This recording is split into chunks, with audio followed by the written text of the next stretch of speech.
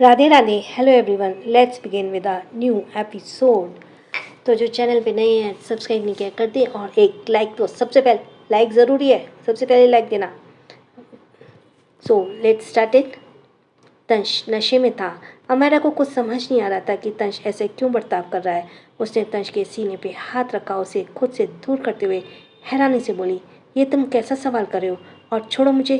तंश ने सीने से बहुत ज़्यादा जलन हो रही थी। वह कैसे बर्दाश्त कर सकता था कि उसकी बीवी किसी और की तारीफ करे।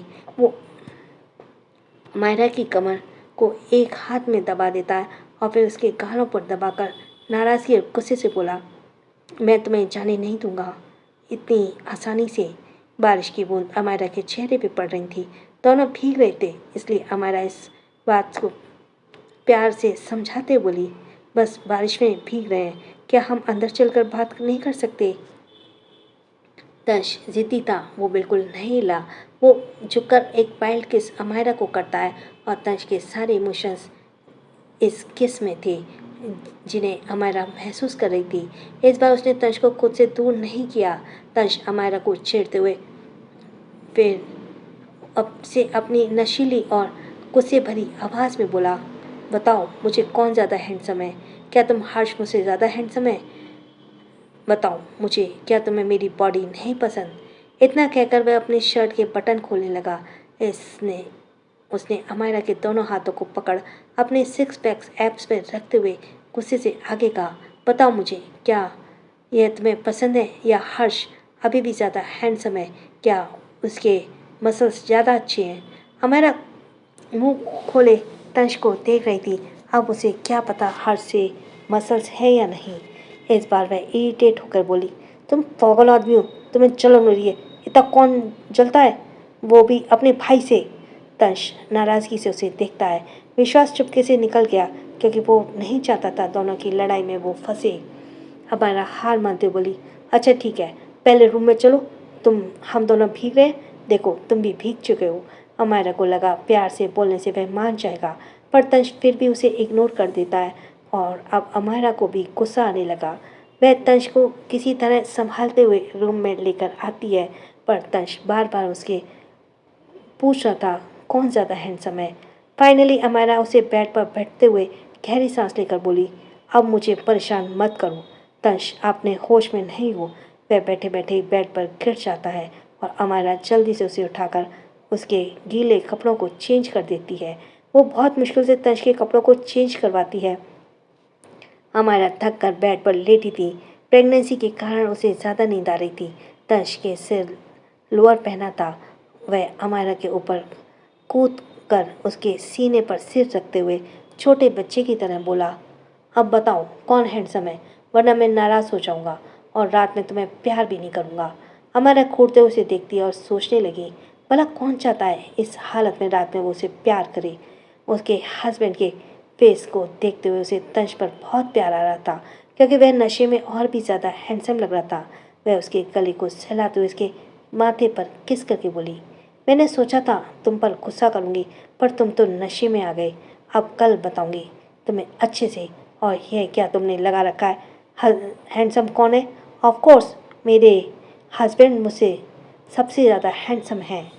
अनजाने में ही तंश की आंखें में चमक आ गई, और वह उसके गर्दन पर अपने सर को सहलाते हुए बोला, सच्ची में? अमायरा को गुदगुदी हो रही थी। वह हंसते बोली, यस माय बेबीज के छोटू से डैडी। तंश ज़्यादा नशे में होने के कारण अमायरा से चिपक जाता है। अमायरा भी प्यार से उसके बालों को हाथ फेर रही थी। तंश को अच्छे से लग रहा था, इसलिए वो सो गया। अमायरा को भी नींद आ जाती है। अगली सुबह तंश जब उठता है तब उसे अपने सिर में बहुत तेज दर्द हो रहा था। उसने बाल बिखरे हुए थे और वो अपने सर को मसलते हुए टाइम देखता है तो सुबह के 11 बज रहे थे। वह चौंकते हुए आसपास देखता है।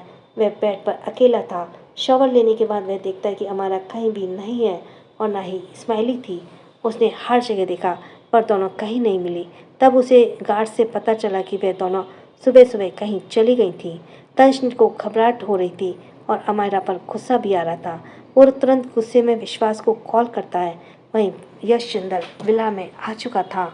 इत्तेफाक से वो भारी यश से टकरा गई। पिता पिया को पता था तंश के कारण यश हॉस्पिटल गया था। वो यश के सिर पर बंधी पट्टी को देखकर उदास होकर बोली, यश मुझे तुम्हारे लिए बहुत बुरा लग रहा है, खासकर किया आंटी के लिए।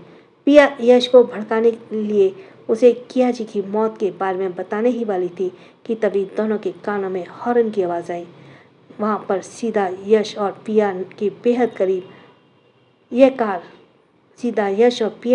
करीब आकर रुकी और दोनों के रिएक्ट नहीं किया पाए कि थोड़ी सी टक्कर हो गई। पिया के साथ साथ यश भी जमीन पर गिर गया। बारिश होने के कारण हमारा बहुत ज़्यादा मिट्टी और पानी भर रहा था। वह दोनों कीचड़ में गिरे थे और दोनों के कपड़े खराब हो गए थे। दोनों गुस्से से कार की तरफ देखते हैं। तभी हमारा ड्राइविंग सीट से बाहर निकलकर आते हुए शॉक्ड होकर बोली, गार्ड्स, ये मैंने क्या कर दिया? ओह गॉड, मैंने क्या कर दिया? गिरे हुए लोगों की तरफ ज़्यादा ज़मीन पर गिरा दिया। गिरे हुए लोगों को और भी ज़्यादा ज़मीन पर गिरा दिया। आई एम सो सॉरी, मैंने जानबूझकर कुछ भी गलती नहीं किया। वह क्या है ना, जिंदल खानदान की तीन जिम्मेदारी इस वक्त मेरे पेट में है। इस जिम्मेदारियों के तले में इतनी दब गई थी कि गलती से टक्कर मार दी। कहीं तुम लोगों को लग गई तो नहीं?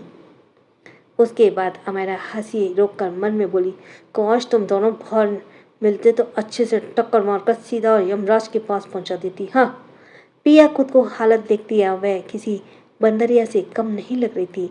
वहीं खड़ी होने की कोशिश करती है पर फिर गिर जाती है। उसने गुस्से से इरिटेट होकर कहा, हमारा, क्या तुमने हमें जानबूझकर गिराया है? तुम्हारी हिम्मत कैसी हुई ऐसा करने की? हमारा के चेहरे पे उदासी वाले एक्सप्रेशन आ गए। वो झूठे आंसू पोंछकर बोली, मैंने तुम्हें नहीं गिराया। मुझ जैसी भोली वाली लड़की को क्यों टारगेट कर रही हो? उसी वक्त मिस्टर जिंदल अपनी दमदार और प्रोबेली पर्सनैलिटी के साथ बाहर आए। उन्होंने जब यश और पिया को जमीन पर गिरा देखा और वहीं पर अमायरा को भी देखा तो वह अपनी आंखें छोटी कर लेते हैं। वे उनकी तरफ बढ़ते हैं और पिया यश को घूरते हुए कोल्ड आवाज में बोले, तुम दोनों जमीन पर क्यों हो?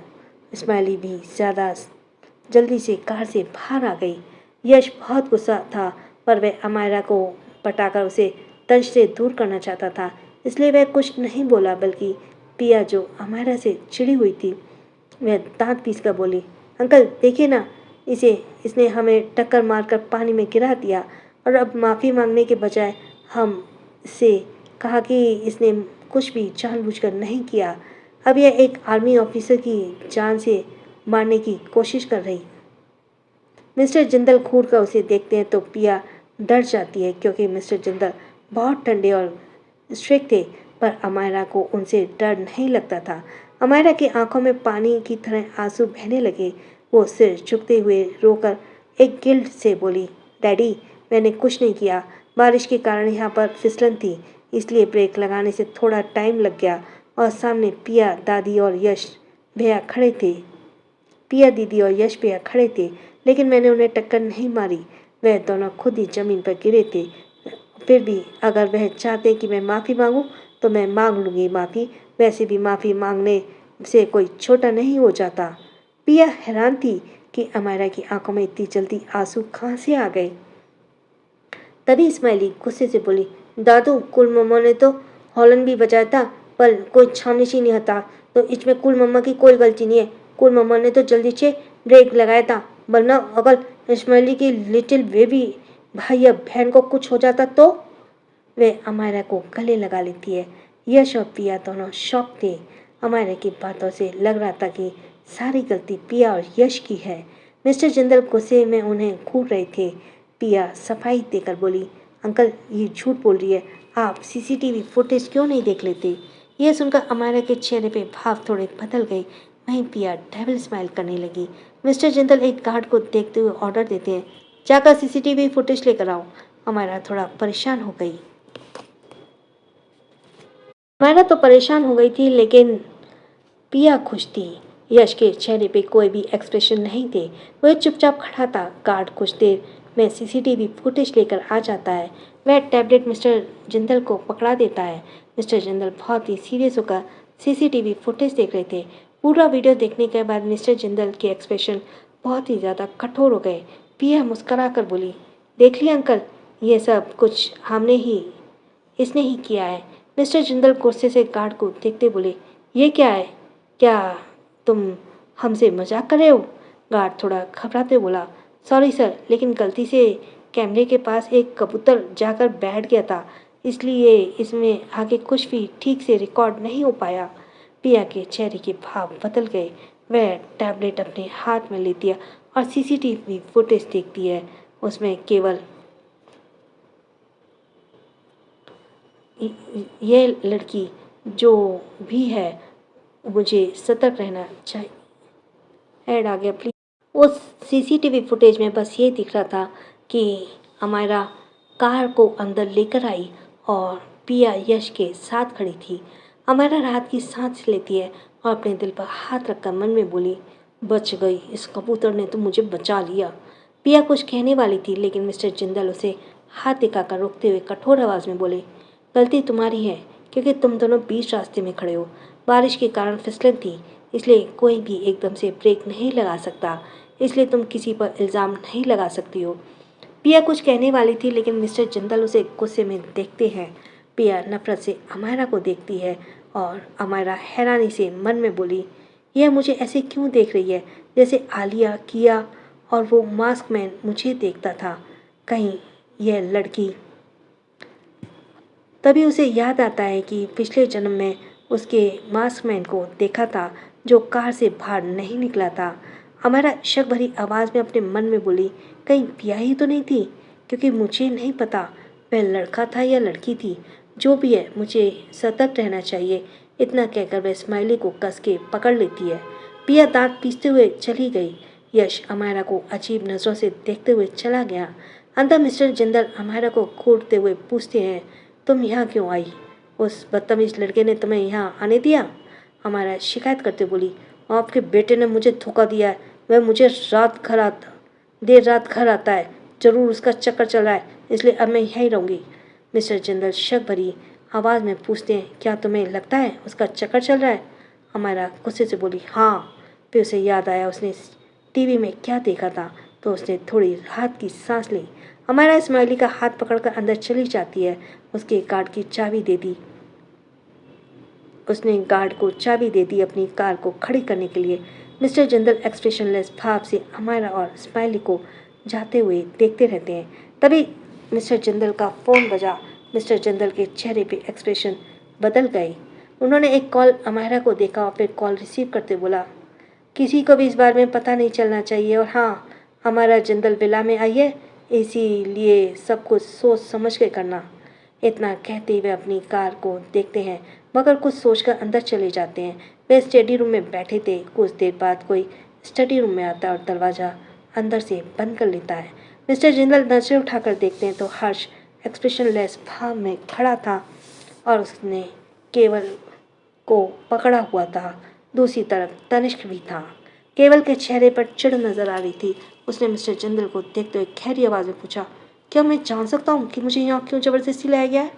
मिस्टर जिंदल एक फाइल टेबल पर रखते हुए अपनी कोल्ड आवाज़ में बोले, तुम ही तो हो, अमायरा के साथ रहते हो, तुम्हें ज़रूर उसके बारे में सब कुछ पता होगा कि वह प्रेग्नेंट कैसे हुई। केवल हैरानी से बोला, यह जाकर अपने बेटे से पूछिए, मेरी 20 साल की बहन को उसने प्रेग्नेंट कर दिया। मिस्टर जिंदल चिढ़कर बोले, मैं उससे पहले की बात कर रहा हूँ। केवल के चेहरे पर अजीब से एक्सप्रेशन आ गए। वहीं हर्ष हैरान था, मगर वह कहीं कुछ नहीं बोलता। केवल कुछ देर चुप रहता और फिर नज़र चुराते बोला, मुझे कुछ भी नहीं पता है। इतना कहकर वह जाने की कोशिश करता है, मगर हर्ष उसके कंधे पर हाथ रख देता है। मिस्टर जिंदल हल्का सा मुस्कुराए, फिर उसे धमकी देते हुए अमायरा से बोले, ठीक है, मैं ये रिपोर्ट तंज के हवाले कर देता हूँ। जब उसे पता चलेगा कि अमायरा पहले से एक बार प्रेग्नेंट हो चुकी है, उसके बाद अंजाम क्या होगा ये हम सबको पता है। पता नहीं वह गुस्से में क्या कर डाले। मुझे यकीन है तुम अपनी प्यारी बहन को उदास तो नहीं देखना चाहोगे। केवल इस बारे में गुस्से से बोला, क्या आप मुझे ब्लैकमेल कर रहे हैं? तनिष्क भी बगल वाली चेयर पर बैठते हुए मुस्कुरा रहा और जवाब देता है, तुम जो समझो सोच लो। तुम अमायरा को खुश देखना चाहते हो या फिर दर्द में देखना चाहते हो? मुझे अच्छे से पता है तुम दोनों का ही बचपन बहुत दर्द में गुजरा है। तुम नहीं चाहोगे कि वह फिर से वही सब झेले। ये सुनकर केवल थोड़ा सा हैरान हो जाता है और परेशान हो जाता है। उसका दिल धड़ से धड़क रहा था। वहाँ का माहौल एक पल में ही बदल गया था। हर्ष हैरान था, मगर वह शांत भी था। सभी की नज़रें केवल पर टिकी थी। केवल चेयर पर बैठ जाता और अपने माथे को मसलते हुए 5 मिनट बाद फाइनली बोला, ठीक है, लेकिन यह बात किसी को नहीं पता चलनी चाहिए। उसके चेहरे पर जितनी सीरियसनेस थी, उसकी आंखों में एक वार्निंग भेजा लग रहा था। आप सभी केवल के सामने बैठे थे। केवल हिचकिचाते हुए बोला, आपको याद होगा तंश जब आर्मी में था तब एक वह मिशन पे गया था। ब्लैक ईगल ने उस वक्त कई लोगों को किडनैप किया था। तब ब्लैक ईगल ने अमायरा को भी माफिया समझकर उसे किडनैप कर लिया था। तब से ही वह अमायरा के पीछे पागल हो गया था। हर्ष को याद आया कि ब्लैक ईगल को पकड़ने के लिए एक बार तंश एक मिशन पर गया था। वहाँ कुछ सोचते हुए बोला, हाँ, तब से ही तंश थोड़ा अजीब बर्ताव करता था। मिस्टर जिंदल केवल को घूरते हुए उसे आगे बोलने का कहते हैं तो केवल एक गहरी सांस लेकर बोला, ब्लैक ईगल किसी भी कीमत पर अमायरा को पाना चाहता था। उसने अमायरा को अपने एक सीक्रेट प्लेस पर किडनैप करके रखा था और अमायरा पर हर तरह का एक्सपेरिमेंट किया जाता था। टॉर्चर करने के साथ साथ उसके कुछ केमिकल्स भी अमायरा को दिए थे, जिस कारण उस पर ज़्यादातर कोई दवाई असर नहीं करती। ब्लैक ईगल चाहता था कि कैसे भी करके अमायरा भी उसे चाहने लगे, लेकिन जब अमायरा नहीं मानी तो उसने उसके साथ ज़बरदस्ती करने की सोची। ठीक उसी वक्त आर्मी वालों ने उसके सीक्रेट प्लेस को हमला कर दिया था, लेकिन इतना कहते कहते थोड़ा सा हिचकिचा जाता है। सभी क्यूरियस होकर उसे देखने लगते हैं। केवल आगे कुछ नहीं कह रहा था। हर्ष उसे गुस्से से देखते बोला, लेकिन क्या? केवल उसकी पिछली यादों को खो जाता है और उसने सर को मसलते हुए कहा, लेकिन वह ब्लैक ईगल बहुत चालाक है। ऊपर से कई आर्मी ऑफिसर्स जरूर उसके साथ मिले हुए थे। ब्लैक ईगल ने सभी आर्मी ऑफिसर्स को बंदी बना लिया था। उसमें से एक तंश भी था। वह सुनकर मिस्टर जिंदल, हर्ष और तनिष्क तीनों एक हैरान हो जाते हैं। हर्ष हैरानी से बोला, लेकिन यह मिशन तो सक्सेसफुल हुआ था, पर तुम हमारा ध्यान भटका रहे हो। हमारा पहले कैसे प्रेग्नेंट हुई यह बताओ। केवल दांत पीस कर कहता है, बता तो रहा हूँ, यह सब कुछ तुम्हारे भाई के कारण हुआ है। तनिष्क कंफ्यूज होकर बोला, वह कैसे? केवल मुंह बनाकर बोला, अभी तो बताया ना, कोई आर्मी ऑफिसर्स उसे ब्लैक ईगल के साथ मिली हुई थी और वह तंश की ज़िंदगी शायद बर्बाद करना चाहती थी। इसलिए उसने जानबूझकर तंश को ड्रंक कर हाई डोज दिया ड्रग का, जिससे वह अपने आपे से बाहर चला गया और किसी के साथ संबंध बनाए। उस इंसान ने गलती से तंश को उसी रूम में जाकर बंद कर दिया जहाँ पर ब्लैक ईगल ने अमायरा को रखा था। और इसके आगे केवल फिर से चुप हो जाता है। हर्ष कुछ कहने वाला था, मगर मिस्टर जिंदल उसे रोककर गहरी आवाज़ में पूछते हैं, क्या तुम्हें पता है वह आर्मी ऑफिसर कौन है? केवल थोड़ा सा हिचकिचाता जाता है, मगर फिर नफरत से बोला, हाँ, वह और कोई नहीं, पिया थी। मिस्टर जिंदल, हर्ष और तनिष्क दोनों ही हैरान थे। वे एक दूसरे को देखते हैं। तनिष्क अपना सर पकड़कर बोलता है, मुझे विश्वास नहीं हो रहा है, यह सब पिया ने किया है। एक मिनट, कहीं तुम झूठ तो बोल रहे हो? तनिष्क की बात सुनकर केवल मुंह बनाकर बोला, मैं क्यों झूठ बोलूँगा? वह लड़की बहुत चालाक है। वह हर काम दूसरों से करवाती है, फिर तुम्हें फंसाकर खुद भोली बन जाती है। पास्ट में उसने काफ़ी कुछ किया है। इनफैक्ट किया के बड़े बेटे पर भी गोली उसने ही चलाई थी, लेकिन कोई भी उसे पकड़ नहीं पाया। सबको यही लगता है कि वह गोली दुश्मनों ने चलाई थी। पूरे स्टडी रूम में सन्नाटा था। किसी को विश्वास नहीं हो रहा था कि पिया ऐसा कुछ कर सकती है। तनिष्क की नज़र फाइल पर गई। वो अचानक उसे याद आया। वह जल्दी से बोला, वह सब तो ठीक है, पर पहले ये बताओ, तंश और अमायरा को आगे क्या होगा? क्या ब्लैक ईगल अमायरा के पास वापस नहीं आया था? केवल आंखें चढ़ाते बोला, क्या आप लोग सच में आर्मी वाले हैं जो कुछ पता भी नहीं लगा सकते? हर्ष उसे घूरता है तो केवल गुस्से से बोला, होगा क्या था? तुम्हारे भाई ने मेरी बहन के साथ वही किया जो लोग नशे में करते हैं। और ब्लैक ईगल अमायरा के पास जाने ही वाला था, पर तब तक मैंने ब्लैक ईगल को ढूंढ लिया था। पर मुझे हमेशा अफसोस रहेगा कि मुझे पहले अमायरा के पास जाना चाहिए था, मगर मैं अपनी टीम के साथ ब्लैक ईगल के पीछे गया था। जब तक मैं मेरा टीम अमायरा के पास पहुँचे बहुत देर हो चुकी थी और आपका बेटा बिना अपनी जिम्मेदारी लिए ही वहाँ से जा चुका था अपनी टीम के साथ और मेरी बहन को छोड़ गया था। मुझे लगा था नशे के कारण अमायरा को कुछ याद नहीं होगा, पर उसे सब याद था। उसके 1 महीने बाद ही मुझे पता चला कि अमायरा प्रेग्नेंट है। वह हमेशा तंश का इंतज़ार करती रही, क्योंकि अमायरा ने कहा था जाने से पहले तंश ने उसे वादा किया है कि वह वापस आएगा और इसकी जिम्मेदारी लेगा। लेकिन तंश कभी वापस नहीं आया और न ही कोई उसे ढूंढ पाया। पर सालों बाद जब अमायरा की शादी तंश से हुई और मैंने तंश को देखा तो मैंने उसे तुरंत पहचान लिया, क्योंकि अमायरा ने उसकी एक तस्वीर बनाकर मुझे दी थी। पर मैंने कभी भी तंश को नहीं ढूंढा, क्योंकि मैं नहीं चाहता था कि वह अमायरा की लाइफ में वापस आए।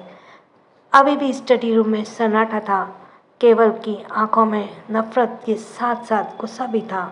तनिष को पूछने से रोक नहीं पाया, तो क्या अमायरा ने तंश को नहीं पहचाना और तंश ने अमायरा को क्यों नहीं पहचाना? केवल का चेहरे पे कोई भी पछतावा नहीं था और न ही कोई गिल्ट। सॉरी। वह मुस्कुराकर बोला, अमायरा चाहकर भी कभी तंश को नहीं पहचान सकती, क्योंकि जैसे ही उसने बच्चे को जन्म दिया मैंने धीरे धीरे उसकी याददाश्त मिटा दी। उसे बिल्कुल याद नहीं था कि उसका कोई बच्चा भी है या कभी कोई उसके लाइफ में आया था। मिस्टर जिंदल उसे घूरते बोले, क्या तुम्हें पछतावा नहीं है? अगर अमायरा को कभी ये सब पता चलो तो वो तुमसे नफरत करेगी। केवल आराम से बोला, मुझे फर्क नहीं पड़ता, क्योंकि मैंने उस वक्त वही किया जो मुझे सही लगा और तंश ने उसे क्यों नहीं पहचाना ये तो वही जाने। फिर केवल अंगड़ाई लेते हुए कहा, क्या अब मैं जा सकता हूँ? मिस्टर जिंदल उसे रोकते बोले, नहीं, पहले ये बताओ इस्माइली अमायरा की बेटी कैसे? अगर वही अमायरा की पहली बेटी है तो वह हर्ष के पास कैसे आई? वह हर्ष को शक भरी निगाहों से देखता है। हर्ष तो हैरानी से बोला, क्या कहा? इस्माइली अमायरा की बेटी है? वह और तनिष कैसे एक दूसरे को देखते हैं जैसे बहुत बड़ा राज पता चला हो। मिस्टर जिंदल अपने टेबल पर रखे चाबुकों को उठा लेते हैं। फिर वह हर्ष को देखते पूछते हैं, आज तक मैंने सिर्फ तंश को गलती करने पर उसे इससे मारा है, पर अगर तुमने सही से जवाब नहीं दिया कि इस्माइली तुम्हें कैसे मिली और तुमने क्यों उसे अपनी बेटी बनाया तो मुझसे बुरा कोई नहीं होगा। हर्ष अपनी आंखें छोटी कर लेता है, फिर एक्सप्रेशन भाव से बोला, मैं अकेले क्यों मार खाऊं? इस बारे में जय और तंश को भी पता था कि इस्माइली तंश की बेटी है। मैंने इस्माइली को इसलिए अपनाया क्योंकि उस वक्त तंश लगभग 20 साल का था। आप ऑलरेडी उसे गुस्सा थे। अगर किसी को भी पता चलता कि इस्माइली उसकी बेटी है तो शायद आप उसकी शादी ज़बरदस्ती उसे लड़की से कर देते जिसे आपने तय की थी। मिस्टर जिंदल हैरान थे। वह गुस्से से खड़े होकर बोले, तुम सबने मुझसे इतना बड़ा राज छुपाया? तुम्हारी इतनी हिम्मत? अचानक वहाँ का तापमान बढ़ने लगा। केवल डेविल स्माइल करके हर्ष और तनिष को देख रहा था जो मार खाने वाले थे। वहीं स्टडी रूम के बाहर कोई खड़ा था और कान लगाकर सब कुछ सुन रहा था। यह इंसान बहुत ही ज़्यादा शॉक था। अमायरा इस वक्त किचन में थी, उसके साथ स्माइली भी थी। वहाँ पर मसालेदार खाना देखकर दोनों के मुंह में पानी आ रहा था। अमायरा देखती है कि किचन में कोई नहीं आ रहा है। वह जल्दी से ढेर सारा मसालेदार खाना निकाल लेती है और स्माइली के साथ वहीं पर खाने लगती है। तभी उसका फ़ोन बजता है। स्क्रीन पर तंश का नाम देखकर अमायरा का मुंह बन जाता है।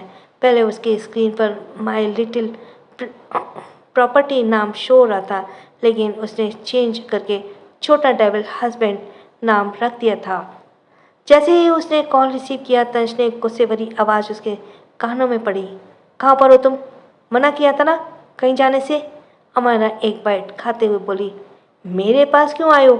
मुझे अच्छे से पता है तुम रात को लेट क्यों आते हो। तुम्हारा चक्कर चल रहा है ना कहीं। तंश कुछ देर तक चुप रहा तो अमायरा खाना बंद कर देती है और पुराना आवाज़ में बोलती है, क्या मेरा शक सही है? कहाँ चक्कर चला रहा है तुम्हारा? कहीं उस पिया चुड़ैल के साथ तो चक्कर नहीं चल रहा? सच सच बताओ मुझे। तंश इरिटेट होकर बोला, शट अप, ये क्या फालतू की बकवास सोचती हो? चुपचाप घर वापस आओ और मुझे बताओ कहाँ हो तुम। अमायरा भी गुस्से में बोली, वहीं जहाँ पर तुम सभी नहीं आ सकते, जहाँ पर तुम कभी नहीं आ सकते। कसम खाइए ना, जिंदल विला में कभी कदम नहीं रखोगे। मैं वहीं हूँ और वापस नहीं आऊँगी। तुम्हारी हिम्मत कैसे हुई किसी लड़की के साथ मुंह मारने की? मैंने टीवी पर देखा था, लड़की के प्रेग्नेंट होने पे हस्बैंड का चक्कर चलता है। इस वक्त उसकी आंखों में आंसू आ गए थे। शायद प्रेगनेंसी के कारण कुछ ज़्यादा ही मूड स्विंग हो रहे थे। वहीं तंश अपने दांत पीस लेता है। यश किचन के दरवाजे के पास खड़े होकर अमायरा के ऊपर से नीचे तक देख रहा था। जैसे ही उसने तंश की आवाज़ सुनी, वह डेविल स्मेल करने लगा और अमायरा की तरफ बढ़ते हुए जानबूझकर तेज आवाज़ में बोला, अमायरा, तुम्हें देखकर मुझे बहुत खुशी हुई। चलो गार्डन में चलते हैं। उसने जानबूझकर अमायरा का फ़ोन गिरा दिया, जिससे तंश का कॉल कट गया। दूसरी तरफ यश की आवाज़ सुनकर तंश के चेहरे के एक्सप्रेशन बदल गए। वह गुस्से से अपने फ़ोन को देखता है जो कट चुका था। फिर वह अपने फ़ोन को फेंकते हुए गुस्से से विश्वास को देखता है जो वहीं खड़ा था। बेचारा विश्वास डर से कांप रहा था। यश की आवाज़ सुनकर तंश बहुत गुस्से में आ गया था और वह उसने पास रखी टेबल को जोर से किक करते हुए गहरी आवाज़ में कहा, वाइफी, तुमने मेरी बात ना मानकर अच्छा नहीं किया। मना किया था ना मैंने तुम्हें वहाँ जाने से, इसका अंजाम अच्छा नहीं होगा। इतना कहते हुए कस के अपनी मुट्ठी बंद कर लेता है और विश्वास चुपचाप डरते हुए अपनी जगह पर खड़ा था। वहीं दूसरी तरफ यश ये देखकर आराम अमायरा की आंखें गहरी हो जाती हैं। यश हल्की मुस्कुराहट के साथ फ्रेंडली वे में बोला, अमायरा, तुम मुझे देखकर ऐसे क्यों रिएक्ट कर रही हो जैसे मैं तुम्हारा दुश्मन हूँ? अमायरा आंखें छोटी करके जमीन की तरफ इशारा करके बोली, तुमने अभी अभी मेरा फ़ोन तोड़ा है, अब इसकी भरपाई कौन करेगा? यश जमीन पर देखता है जहाँ पर अमायरा का फ़ोन पड़ा हुआ था। उसकी स्क्रीन टूट गई थी। यश झुककर अमायरा के फ़ोन को उठाता है और गिल्टी एक्सप्रेशन के साथ बोला, आई एम सॉरी, ये गलती से हो गया। अमायरा उसे गुस्से से देख रही थी। वह अपने फ़ोन को छीनने वाली थी, पर उससे पहले यश फ़ोन के पीछे कर लेता मुस्कुराते हुए बोला, इसे मैंने तोड़ा है ना, तो मैं बनवा कर ही दूंगा। शाम तक तुम्हें तुम्हारा फ़ोन सही सलामत मिल जाएगा। उसे फ़ोन में वैसे भी कुछ नहीं था, इसलिए अमायरा आंखें चढ़ा कर बोली, याद रखना, अगर मेरा फ़ोन सही नहीं हुआ तो एक एक पाई की कीमत लूँगी। वैसे भी तुम भिखारी बन चुके हो। इतना कहकर वह टेबल स्माइल करने लगी। वह यश दांत पीस लेता है, पर वह ऊपर से कुछ दिखाता नहीं है। वह अपने गुस्से को शांत करके अमायरा के थोड़े करीब बढ़ते हुए प्यार से बोला, क्या तुम्हें भूख लगी है? क्या मैं तुम्हारे लिए कुछ बना दूँ? यश इतना कहता है कि अपने मन में आगे बोला, यही तरीका है कि मैं तुम्हारे करीब आ सकता हूँ और तुम्हें तन से दूर कर सकता हूँ। अमायरा उसके इरादों को समझ गई। वह डेविल स्माइल करके बोली, मौके का फ़ायदा कैसे उठाते हैं मुझे बहुत अच्छे से पता है। अगर तुम मेरे नौकर बनना चाहते हो तो मैं तुम्हारी मालकिन बनने को तैयार हूँ। इतना कहकर उसने और स्माइली के हाथ धोया और अमायरा ने बड़ी प्यार से कहा, ठीक है, मेरे लिए चाउमीन, इडली, पनीर पुलाव और स्माइली के लिए मैंगो जूस, चाइनीज़ नूडल्स। ऐसे ही करके वह कई सारी डिशेस यश को बनवाती है। फिर मुस्कुराते हुए चली गई। यश हैरान होकर गहरी सांस लेकर खुद से कहा, अगर मुझे अमायरा का दिल जीतना है तो यह सब करना ही होगा। मैं उसके सामने गुस्सा नहीं कर सकता। एक बार यह मेरी मुट्ठी में आ जाए, इसे मुझसे प्यार हो जाए, फिर मैं उस तंश को बताऊंगा कि उसे उसकी औकात दिखाऊंगा। इतना कहते हुए डेविल स्माइल करने लगा। वहीं दूसरी तरफ स्टडी रूम का माहौल कुछ ज़्यादा ही अलग था। मिस्टर जिंदल अपने चाबुक को लेकर अभी भी खड़े थे। उनके सामने हर्ष, केवल और तनिष्क खड़े थे। मिस्टर जिंदल उस चाबुक को थोड़ा खींचते हुए कड़क आवाज़ में केवल से बोले, इसका मतलब इस्माइली ही तंश और अमायरा की बेटी है, लेकिन तुम्हारी हिम्मत कैसे हुई इस इस्माइली को कहीं भी छोड़ देने की? फिर वह कड़क आवाज़ में हर्ष से पूछते हैं, तुम्हें इस्माइली कहाँ मिली थी? मुझे सच सच जवाब चाहिए। उसके जवाब में वार्निंग झलक रही थी। हर्ष थोड़ा रुका और फिर गुस्से से केवल को देखते बोला, मुझे एक कॉल आया था, जिंदल परिवार की बेटी खतरे में है। अगर मैंने उसे नहीं बचाया तो उसकी मौत हो सकती है। पहले मैंने विश्वास नहीं किया, पर फिर मैंने फ़ोन पर डीएनए टेस्ट भेजी गई। मुझे यकीन नहीं हो रहा था, इसलिए उस अजनबी इंसान ने मुझे जहाँ बुलाया मैं वहाँ चला गया। वह शमशान घाट था। वहीं पर मुझे स्माइली मिली थी। कुछ लोगों ने उसे लगभग ज़मीन में दफन ही दिया था, पर जब उसे बचाया तब उसकी सांस बहुत धीमी चल रही थी। मैं उसे अस्पताल लेकर गया। तनिष ने छिपकर उसका ट्रीटमेंट किया था। उस वक्त हमें पता नहीं था कि ये तनिष की बेटी है, क्योंकि डीएनए रिपोर्ट में मिस्टर जिंदल लिखा था। लेकिन मुझे उस रिपोर्ट पर विश्वास नहीं था, इसलिए हम चारों ने डीएनए टेस्ट करवाया था। उसमें स्माइली का डीएनए तनिष के साथ मैच हो गया। इसलिए आप सिर्फ मुझे दोष नहीं दे सकते। सभी भाइयों का सच पता था। सभी गुस्से में केवल ने देख रहे थे, तो केवल हैरानी से बोला, मैं कभी भी एक छोटी बच्ची को जान से मारने की कोशिश नहीं करूँगा। तनिष गुस्से बोला, तो फिर वह कौन था जो स्माइली को जमीन में दफना रहा था? केवल खुद हैरान था। केवल हैरानी से बोला, लेकिन जब डॉक्टर ने उसे इमरजेंसी में डाला दिया था, उसने उसका बहुत ध्यान रखा था और लास्ट में डॉक्टर ने कहा था कि उसकी मौत हो गई। मैंने भी ज़्यादा इस बारे में सर्च नहीं किया, पर मुझे नहीं पता कि वह डॉक्टर ऐसा झूठ बोलेगा। केवल को अब डॉक्टर पर बहुत गुस्सा आ रहा था। मिस्टर जिंदल तनिष को ऑर्डर देकर बोले, उस डॉक्टर को ढूंढो कि जिम्मेदारी तुम्हारी है, और जय के साथ उस बदतमीज लड़के को भी बुलाओ। तनिष समझ गया कि बदतमीज लड़के का मतलब तनिष से था। तनिष जल्दी से जय को कॉल कर देता है। वह कुछ कहता उससे पहले मिस्टर जिंदल फ़ोन लेते और अपनी कड़क आवाज़ में बोले, जहाँ कहीं भी हो स्टडी रूम में आओ। उन्होंने कॉल कट कर दिया और तनिष के फ़ोन से ही तनिष को कॉल लगा दिया। तनिष पहुंच चुका था, पर वह बाहर था। उसने जैसे ही मिस्टर जिंदल के कॉल को देखा और रिसीव करते हुए एक्सप्रेशनलेस भाव में बोला, वॉट? मिस्टर जिंदल अपनी दमदार आवाज़ में ऑर्डर देते हैं, जहाँ भी हो स्टडी रूम में आओ। तनिष अपनी आंखें छोटी करके गुस्से से बोला, मैं नहीं आने वाला, मैं विला के बाहर हूँ, बेहतर होगा आप मेरी वाइफ को बाहर भेजें। कहकर वो कॉल कट कर देता है। मिस्टर जिंदल गुस्से से बोले, यह बदतमीज लड़का मुझे हर बार गुस्सा दिलाता है। तभी हर्ष के दिमाग में कुछ आता है। हर्ष एकदम से स्टडी रूम से बाहर चला गया। वह सीढ़ियों के पास पहुंचा जहां हमारा सोफे पर बैठी हुई थी और यश उसके बगल में बैठा था। हर्ष उसकी तस्वीर खींच लेता और तंश को भेज देता है। तंश बाहर जैसे अपने फ़ोन में उसकी तस्वीर को देखता है, गुस्से से चलने लगता है। पहले तो उसके मन में यह ख्याल आया कि यह जिंदल बिला पर बम ही गिरवा दे। फिर उसके पास मिस्टर जिंदल का एक मैसेज आया, जिसे देखकर वो आग बबूला हो जाता है। तंश एक ठंडी सांस छोड़ता गुस्से में बिला के अंदर चला जाता है। हमारा यश का बनाया हुआ डिलीशियस खाना खाते हुए बड़े ही प्यार से बोली, वैसे यश क्या मैं एक सवाल कर सकती हूँ?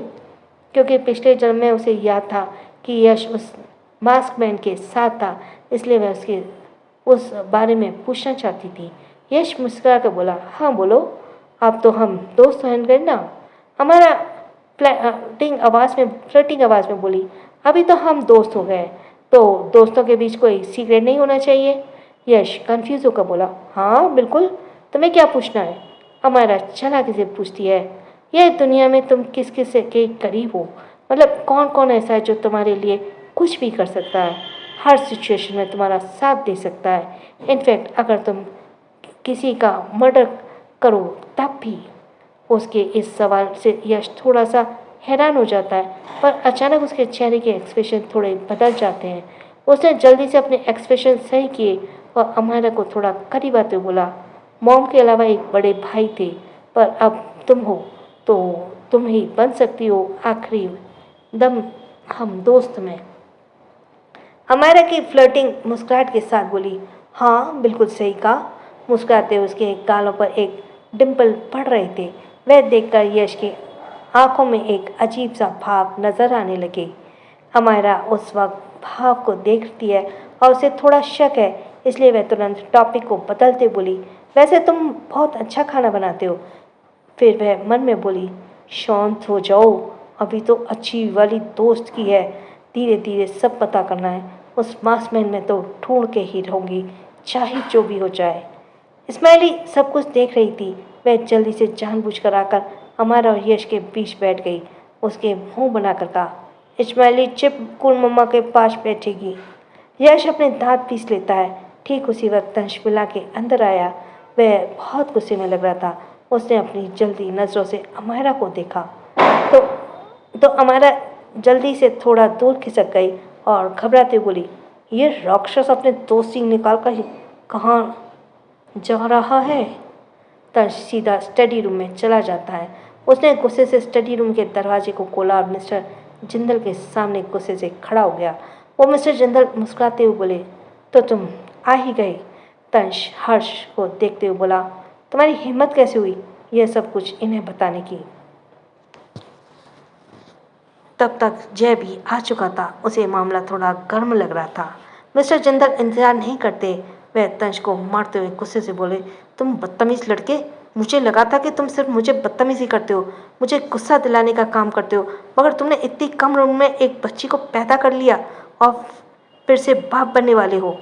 ये सुनकर तंश की आंखें छोटी हो गई। उसे मार से फर्क नहीं पड़ता था। वह एक्सप्रेशन लेस भाव में बोला, मैंने बच्चा पैदा किया, सिर्फ इस कारण से आप मुझे मार नहीं सकते। आपने भी तो 4 बच्चे पैदा किए, फिर मार के हकदार आप भी हुए। मिस्टर जिंदल को लग रहा था कि गुस्से के कारण उसकी नसें फट जाएंगी। तंश भी गुस्से में था। वह फिर से हर्ष और तनिष को देखते हुए गुस्से में पूछता, मैंने कहा ये सच्चाई किसने बताई? वह एक टॉप सीक्रेट था। तुम सबकी हिम्मत कैसे हुई इसे बाहर निकालने की? तभी मिस्टर जिंदल उसे अपनी तरफ खींचते हुए बोले, क्या तुम अपने बड़े भाइयों से ऐसे बदतमीजी करोगे? तुम्हारा गुस्सा अब कुछ ज़्यादा ही बढ़ गया है। मुझे कोई फ़र्क नहीं पड़ता कि तुमने कितने बच्चे पैदा किए, पर अब फ़र्क इस बात से पड़ता है कि क्यों तुमने जिम्मेदारी नहीं ली। और जिस लड़की को तुमने प्रेग्नेंट किया था, क्या तुम्हें पता है इस्माइली की माँ कौन है? तंश एक पल के लिए शांत हो जाता और मगर फिर एक्सप्रेशन भाव से बोला, आपको उससे क्या? मिस्टर जिंदल उसे एक और चाबुक मारते हुए गुस्से से बोले, मतलब क्यों नहीं है? तुमने उस लड़की के साथ इतना कुछ किया जिस कारण से वह प्रेग्नेंट हो गई। तुमने इस लड़की से कहा था कि तुम उसकी जिम्मेदारी लोगे। उसे उम्मीद थी, लेकिन वह तुम्हारा इंतज़ार करती रही, पर तुम कभी भी उसके पास नहीं गए और ना ही तुमने अपनी जिम्मेदारी की। क्या तुमने कभी सोचा था कि वह लड़की इतनी कम उम्र में एक बच्चे को कैसे संभालेगी? पूरा स्टडी रूम शांत पड़ा था। मिस्टर जिंदल इस बार हर्ष को चाबुक से मारते हुए बोले, और मैं तुम्हारे समझता था और तुमने भी अपनी इतनी बड़ी सच्चाई छुपाई। उन्होंने हर्ष को लगभग 10 से 15 बार चाबुक मारे थे। हर्ष के चेहरे पे एक्सप्रेशन थोड़े से बदल गए। फिर वह तनिष को देखे और रहे और चुप खड़ा था। मिस्टर जिंदल इस बार तनिष को मारते हैं, वह भी चुपचाप खड़ा था, लेकिन जब बहुत ज़्यादा मार देते हैं तो तनिष से बर्दाश्त नहीं हुआ। वह टेबल पर चढ़ते हुए दर्द भरी आवाज़ में बोला, मिस्टर जिंदल आप क्या कर रहे हैं? मैं एक डॉक्टर हूँ। हर्ष ब्रदर और इस लिटिल ब्रदर की तरह ना तो मैं कभी आर्मी में गया हूँ और ना ही इतना टॉर्चर सह सकता हूँ। थोड़ी तो दया दिखाइए। पर मिस्टर जानता गुस्से से बोले, नीचे आओ वरना मुझसे बुरा कोई नहीं होगा। तनिष की हालत खराब हो रही थी। वह घबराते हुए बोला, बिल्कुल भी नहीं है, मैं नहीं आऊँगा। मिस्टर जिंदल गुस्से में जय को देखते हैं। जय घबराते हुए बोला, अरे मैंने कुछ नहीं किया, मुझे फंसाया जा रहा है। मतलब बच्चे पैदा ये करे और मार मैं खाऊं, ये कहाँ का इंसाफ है? मिस्टर जिंदल उसे एक जोरदार चाबुक मारकर बोले, चुपचाप खड़े रहो। अगर किसी ने भी भागने की कोशिश की तो मुझे मजबूरन अपनी गन निकालनी पड़ेगी।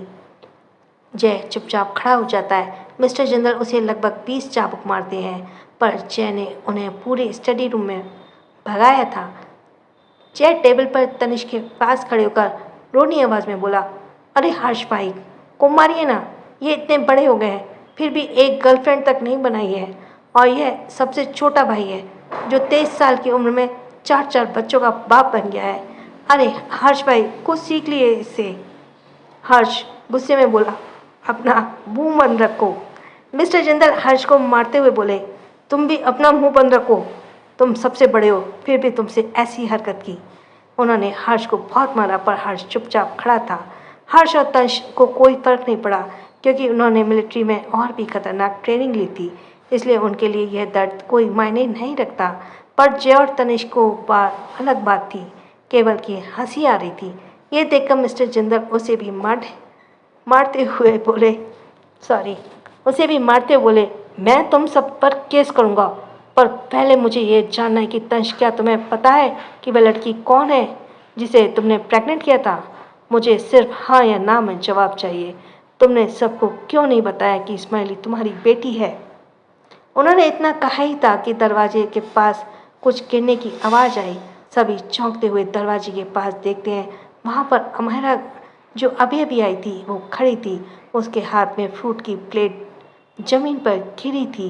वह बहुत ही ज़्यादा शॉक थी। उसके चेहरे पे एक अजीब से एक्सप्रेशन थे। सभी एक दूसरे को हैरानी से देख रहे थे। ऐसे लग रहा था जैसे सभी को सांप सूंघ गया हो। तंश आगे बढ़ते हुए गहरी सांस में बोला, वाइफी। वह आगे बढ़ता उससे पहले ही अमायरा लड़खड़ाते हुए कदमों से पीछे की तरफ जाती है और उसने हैरानी से कहा, तुमने किसी को प्रेग्नेंट किया है? इस्माइली तुम्हारी बेटी है?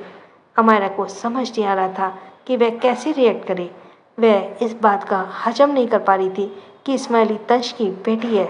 यह सोच नहीं पा रही थी कि तंश ने क्या उसे धोखा दिया है। उसकी फिक्र करना, क्या यह सब धोखा था? उसका दिमाग काम नहीं कर रहा था। बस पलटी और वहाँ से भाग गई। सभी शॉक्ड होकर अपनी जगह से खड़े थे, क्योंकि किसी को उम्मीद नहीं थी कि अमायरा यहाँ आ जाएगी और उसे गलतफहमी हो जाएगी, क्योंकि अमायरा ने सिर्फ आखिरी वाली बात ही सुनी थी कि इस्माइली तंश की बेटी है और उसने किसी को प्रेग्नेंट करके छोड़ दिया था। 1 मिनट बाद सभी अपने सेंसेस में वापस आते हैं और तंज सबसे पहले रिएक्ट करता है और वह स्टडी रूम में खिड़की से कूद जाता है। पर तब तक वह बाहर पहुंचा, अमायरा ऑलरेडी अपनी कार लेकर जा चुकी थी। वह उसकी तरफ भागते बोला, वाइफी स्टॉप। वह गुस्से से अपनी मुट्ठी बंद कर लेता है। तभी विश्वास कार लेकर आ गया। तंश जल्दी से कार में बैठता और वो लोगों भी अमायरा के पीछे चले जाते हैं। Thanks for listening. छोटों को प्यार, बड़ों को सम्मान। राधे राधे।